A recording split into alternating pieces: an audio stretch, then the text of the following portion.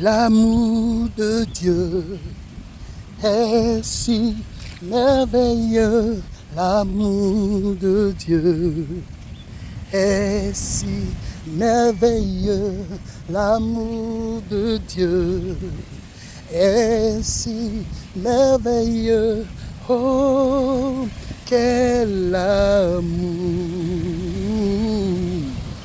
Il est si haut qu'on ne peut le surmonter, si profond qu'on ne peut le sonder. Il est si vaste qu'on ne peut le contourner. Oh, quel amour!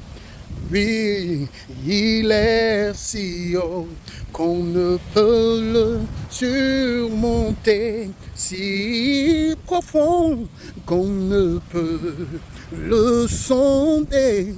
Il est si vaste qu'on ne peut le contourner. Oh, quel amour! Chers amis de la bonne nouvelle, comme je le disais dans ce cantique, l'amour de Dieu est tellement aussi haut que personne ne peut le surmonter. Il est si profond que personne ne peut le sonder. Mais il est aussi tellement vaste que personne ne peut le contourner. Regardez la mer qui est derrière moi, qui a des millions et des millions de kilomètres. Regardez comment c'est beau. Mais en même temps, imaginez la grandeur de Dieu. Quand vous regardez l'océan, imaginez la profondeur. Quand vous regardez l'océan, imaginez la largeur. Tel est l'amour de Dieu pour vous. Tel est l'amour de Dieu pour toi. Tel est l'amour de Dieu pour moi. Tel est l'amour de Dieu pour nous.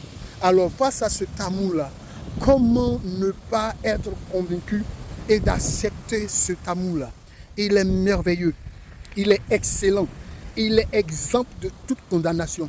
Il est exempt de toute méchanceté. Il est exempt de toute punition. Il est exempt de tout ce que vous avez connu avec les hommes. Chers amis de la bonne nouvelle, je vous encourage à prendre un nouveau départ.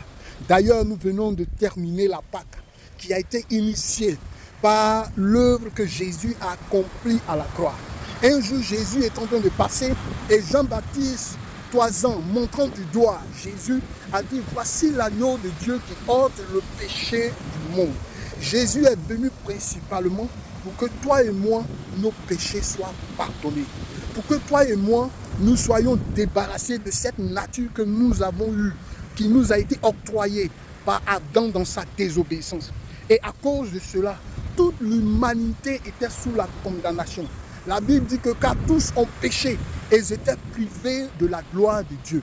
Mais aujourd'hui, si toi et moi, nous décidons d'accepter cet amour merveilleux, cet amour glorieux, cet amour excellent, initié par Jésus-Christ, par sa mort à la croix, toi et moi, nous rentrons dans une nouvelle ère. Toi et moi, nous rentrons dans une nouvelle saison. Toi et moi, nous rentrons dans une nouvelle dimension. Toi et moi, nous rentrons dans une nouvelle vie. Accepte Jésus dans ton cœur. N'es-tu pas fatigué? N'es-tu pas lassé de tout ce que tu vois, de tout ce que tu entends et de tout ce que tu vis?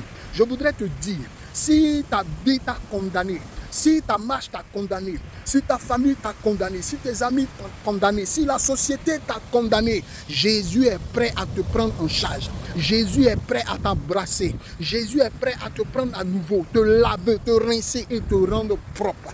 Jésus est prêt à te prendre tel que tu es. Jésus ne demande pas de donner ta vie. Il te demande seulement de le recevoir. Il te demande seulement d'ouvrir ton cœur. Et si tu le fais, tu vas voir des choses excellentes. Tu vas voir que Jésus va transformer ta vie.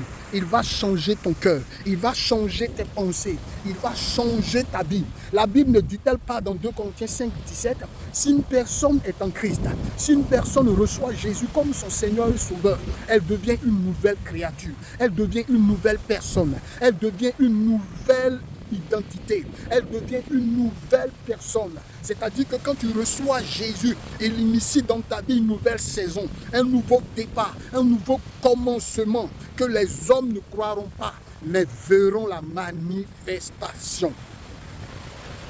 Reçois Jésus dans ton cœur. reçois Jésus dans ton cœur. Frère, décide de l'accepter. N'écoute pas ces gens, n'écoute pas les personnes qui disent du mal de Jésus. Moi, je l'ai expérimenté et j'ai vu sa main dans tous les aspects de ma vie. Et il continue de me surprendre d'ailleurs. Tu peux aussi être surpris, tu peux aussi vivre, tu peux aussi expérimenter. La Bible dit, venez, venez, vous qui n'avez ni argent, venez, vous qui n'avez rien pour plaire, venez, vous qui avez une vie sale, rejetée, venez sans argent et venez acheter et manger. Jésus a déjà payé le prix que tu devais payer pour vivre cette vie que tu souhaites, pour vivre cette vie que tu recherches, cette soif qui est dans ton cœur, cette pensée qui chaque fois te pousse à chercher Dieu d'une manière ou d'une autre. Tu as cherché Dieu dans les marabouts, tu as cherché Dieu dans l'alcool, tu as cherché Dieu dans les femmes, tu as cherché Dieu dans toutes sortes de pratiques. Je voudrais te dire que Dieu n'est pas dans ces choses. Dieu, il est en Jésus-Christ. Si tu reçois Jésus-Christ, tu reçois Dieu dans ton cœur. Et quiconque reçoit Jésus, reçoit la vie de Dieu. Alors décide de faire le pas. Décide de marcher, décide de venir, décide d'accepter le bras tendu de Dieu et tu verras le salut se manifester. Le salut de Jésus est un salut pluridimensionnel. C'est un salut qui agit dans ta vie. C'est un salut qui agit dans tes finances. C'est un salut qui agit dans ta famille. C'est un salut qui agit à tous les niveaux de ta vie. Tous ceux qui ont rencontré Jésus et qui l'ont reçu sincèrement ont vu tous les aspects de leur vie être transformés, être touchés, être bouleversés, être lui changés en nouvelles choses. Fais-le et tu le verras. Fais-le et tu verras que c'est excellent, c'est merveilleux, c'est glorieux, c'est bon, c'est vraiment doux d'accepter Jésus. Fais-le, tu verras. Demeure béni et à très bientôt les amis de la bonne vie.